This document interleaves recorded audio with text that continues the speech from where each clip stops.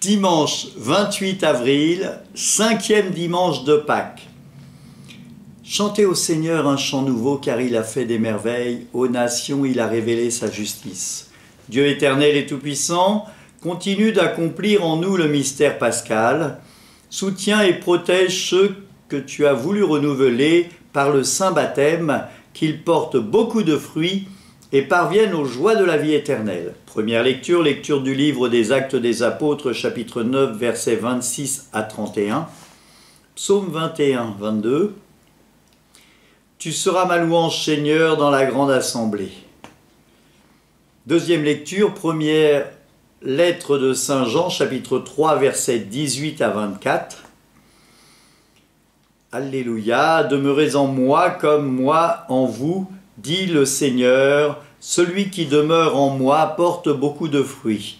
Évangile de Jésus-Christ selon Saint Jean, chapitre 15, versets 1 à 8. En ce temps-là, Jésus disait à ses disciples, « Moi je suis la vraie vigne et mon Père est le vigneron. Tout sarment qui est en moi, mais qui ne porte pas de fruits, mon Père l'enlève. Tout sarment qui porte du fruit, il le purifie en le taillant, pour qu'il en porte davantage. Mais vous déjà, vous voici purifiés, grâce à la parole que je vous ai dite.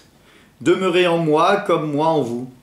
De même que le sarment ne peut pas porter de fruits par lui-même, s'il ne demeure pas sur la vigne, de même vous non plus, si vous ne demeurez pas en moi. Moi, je suis la vigne, et vous les sarments, celui qui demeure en moi, et en qui je demeure, celui-là porte beaucoup de fruits, car en dehors de moi, vous ne pouvez rien faire. Si quelqu'un ne demeure pas en moi, il est comme un sarment jeté dehors, et il se dessèche. Les sarments secs, on les ramasse, on les jette au feu, et ils brûlent. Si vous demeurez en moi, et que mes paroles demeurent en vous, demandez tout ce que vous voulez, et cela se réalisera pour vous. Ce qui fait la gloire de mon Père, c'est que vous portiez du fruit, et que vous soyez pour moi des disciples. Acclamons la parole de Dieu, louange à toi, Seigneur Jésus.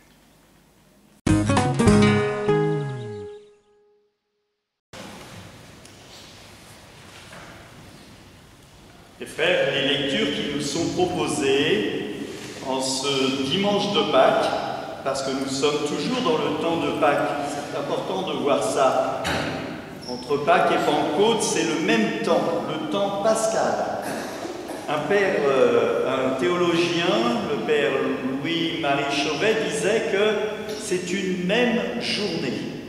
Alors c'est un peu exagéré parce que ça fait quand même 50 nuits. Mais dans l'esprit, nous sommes dans le même temps. Et nous attendons avec impatience la venue de l'Esprit Saint pour la Pentecôte. La première lettre, le passage du livre des Actes des Apôtres, nous voit bien comment est-ce que Paul, qui s'est converti, est accueilli. Et c'est compliqué pour lui, parce que certains le croient encore comme un oppresseur des chrétiens. Comment est-ce que nous accueillons ceux qui viennent d'une autre religion dans la religion chrétienne catholique? Il faut savoir que cette année, il y a eu plus de 7000 adultes qui ont été baptisés à Pâques, dont 10% viennent d'une religion musulmane. Comment est-ce qu'on les accueille? Comment est-ce qu'on leur laisse la place? Comment est-ce qu'on accueille la différence de l'autre?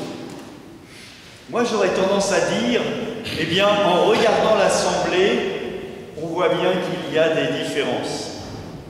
Il y a des différences parce qu'il y en a qui viennent d'Inde, d'autres qui viennent du Portugal, d'autres d'Afrique, d'autres des Antilles, etc., etc.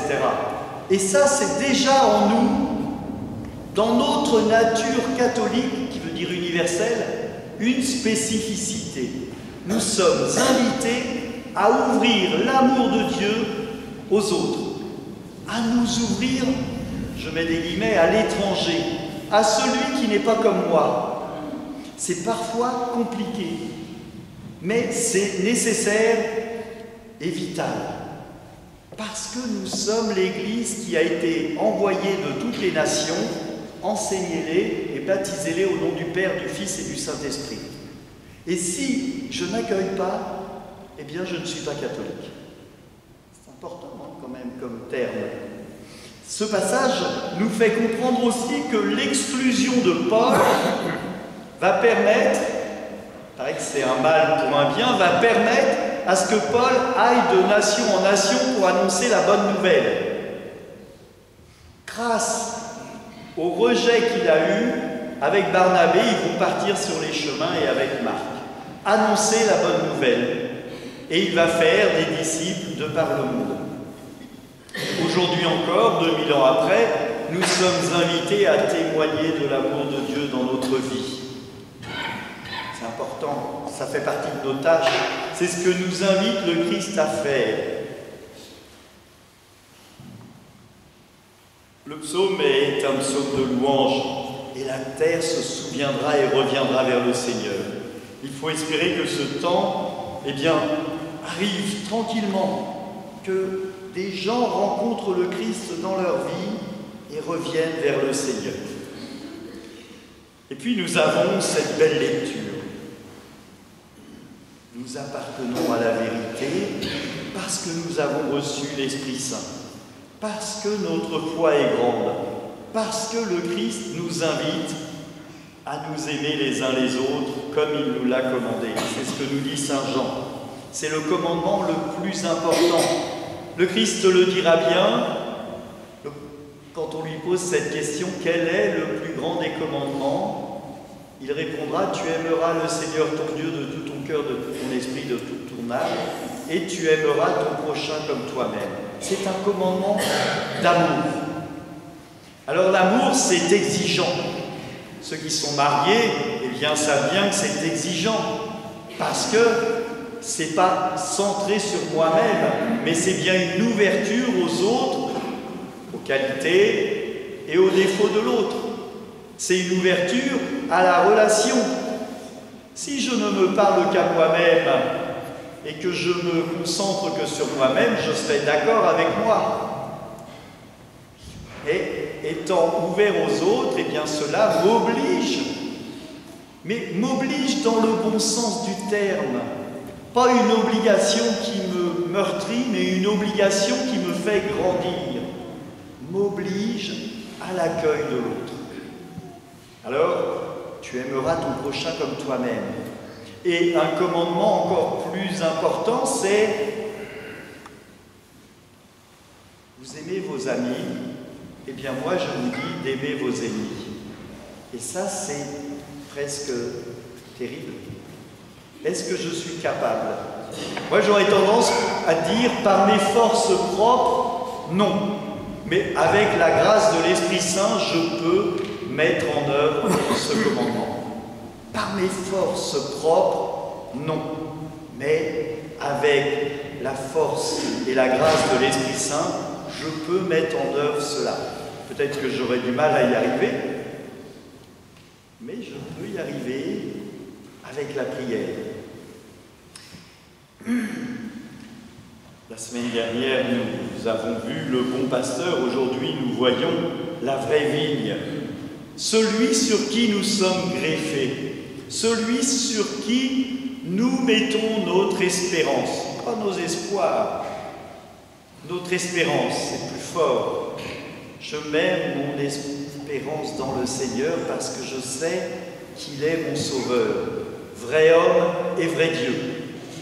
Dans cette Trinité infinie, Dieu se rend présent en moi et vient à ma rencontre.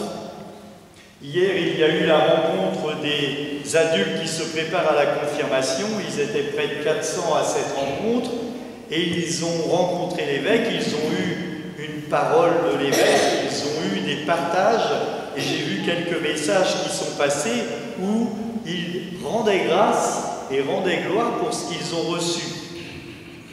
Un échange fructueux de diverses paroisses du diocèse. Alors ici, on a la chance, ils sont 19, Et donc, ils vont recevoir l'Esprit Saint à Pentecôte. C'est quand même plus que symbolique. Le jour du don de l'Esprit, ils vont recevoir l'Esprit Saint par les. Le Christ nous rappelle qu'il est la vraie vigne et que nous sommes, nous, greffés sur lui. Je disais la semaine dernière, il y avait un baptême et je disais, ces enfants ne vont pas recevoir le baptême du Père Thierry. Ils vont recevoir le baptême de Dieu. Ils vont être baptisés au nom du Père, du Fils et du Saint-Esprit.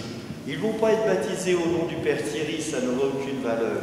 Et ce baptême qu'ils vont recevoir va les permettre d'entrer dans cette communauté et d'être des membres de cette belle vigne que nous formons. Et le Christ nous dit, ceux qui sont greffés sur la vraie vigne, mon Père va les émonder, va les nourrir. Et les émonder, c'est enlever les impuretés. Et donc, nous voyons comment le Christ, déjà à ce moment-là, nous parle du sacrement de réconciliation, de la confession, de venir voir le prêtre pour lui dire « Je ne suis pas parfait, j'aime Jésus, j'aime Dieu, il est présent dans mon cœur parce que je suis greffé à lui par le don de l'Esprit Saint, mais j'ai en moi des erreurs, des égarements et des péchés que je veux me libérer, dont je veux me libérer. » Et le prêtre donnera l'absolution, non pas au nom du prêtre Thierry, encore une fois, mais au nom du Père, du Fils et du Saint-Esprit. Au nom de Dieu, nous croyons en ce Dieu trinitaire. Alors le Dieu trinitaire, c'est compliqué pour certains. Pourtant, à chaque fois que vous entrez dans l'église, vous faites un signe de croix et vous dites au nom du Père, du Fils et du Saint-Esprit. Pourtant, le Christ nous dit, allez, baptisez-les au nom du Père, du Fils et du Saint-Esprit, et c'est ce que je fais. Qu'est-ce que c'est que ce Dieu trinitaire? Peut-être un exemple que je prends en ce moment, je reçois tous les enfants qui se préparent à la première communion, et je prends cet exemple que je vous propose. C'est l'exemple, je pose devant la table, devant eux, un œuf, et je leur dis, qu'est-ce que c'est? Alors ils me disent un œuf. Je dis pourtant, ce n'est pas seulement un œuf, c'est une coquille, un blanc et un jaune, pour faire simple. Les biologistes vont me contredire et me dire qu'il y a plein d'autres choses dedans, mais la coquille, le blanc et le jaune. Si j'enlève la coquille, ça fait splatch et tout s'écrase. Si j'enlève le jaune, vous n'allez pas être content parce qu'un œuf sur place en jaune, ça n'a pas tellement de saveur. Si j'enlève le blanc, et vous serez embêté parce que pour faire une omelette norvégienne, il vous faudra bien du blanc. Si j'enlève quelque chose de cet œuf, il manquera quelque chose. Alors n'allez pas dire à l'évêque que le Père Thierry a dit que Dieu était un œuf, mais c'est pour vous aider à comprendre. Mais pourtant, il y a quelque chose de vrai dans cette image parce que l'œuf, c'est le symbole de la vie, de la renaissance. Et le Christ, il est le chemin, la vérité et la vie. Alors, si cet exemple peut vous aider à comprendre la Trinité, tant mieux. Ça vous laissera peut-être encore quelques points d'obscurité, mais vous voyez bien que si j'enlève quelque chose à l'œuf, ce n'est plus un œuf. Si j'enlève le Fils à la Trinité, il n'y aura plus de paix, puisqu'il faut un Fils pour qu'il y ait un Père. Si j'enlève le Père, comment puis-je avoir un Fils sans Père? Et l'Esprit Saint, qui est ce don d'amour qui nous est donné et que l'on va recevoir, que les jeunes vont recevoir à Pentecôte et que nous recevons régulièrement. Nous sommes régulièrement nourris par l'Esprit de sainteté, par l'Esprit Saint que nous avons reçu au baptême. Et cela est important. Nous sommes greffés sur la vraie vigne, pas sur le Père Thierry, surtout de Christ, mais sur la vraie vigne, sur le Christ qui est le Sauveur et qui nous aime. Le Christ, dans ce passage, nous invite à le reconnaître et à demeurer en lui, à entrer en relation avec le Christ. Est-ce que mes prières sont ardentes? Est-ce que je fais du Christ un vrai ami? Est-ce que le Christ est pour moi un ami dans la vie où je peux lui dire mes joies et mes peines? où je sais qu'il sera heureux avec moi quand ce sera mon anniversaire ou quand j'aurai vu une belle fleur qui pousse, et que je sais qu'il sera assis à côté de moi et qu'il pleurera lorsque je serai triste. Dieu nous aime. Il nous aime d'un amour infini. Et cet amour, il nous le donne, non pas pour que nous le gardions pour nous, mais pour que nous l'offrions aux autres. Que le Seigneur, dans son amour, nous donne ce qu'il y a de meilleur. L'amour, un amour infini dont nous sommes invités les uns et les autres à donner aux uns et aux autres, peu importe qui il est, peu importe comment il est. Regardons cette belle assemblée, tournez-vous un peu à gauche et à droite, voyons qu'on n'est pas uniforme et c'est une grande grâce. Le Christ est universel, l'Église catholique est universelle et nous sommes aimés de Dieu tous, tels que nous sommes, comme nous sommes. Amen.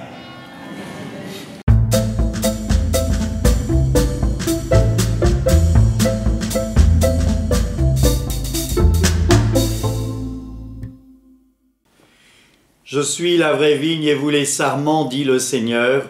Celui qui demeure en moi et en qui je demeure, celui-là porte beaucoup de fruits. Dans ta bienveillance, reste auprès de ton peuple, nous t'en prions Seigneur. Puisque tu l'as initié au sacrement du ciel, fais-le passer de ce qui est ancien à la vie nouvelle. Par le Christ notre Seigneur, que Dieu Tout-Puissant vous bénisse tous, Père, Fils et Saint-Esprit. Amen. Allez, dans la paix du Christ, nous rendons grâce à Dieu. Bonne semaine à tous.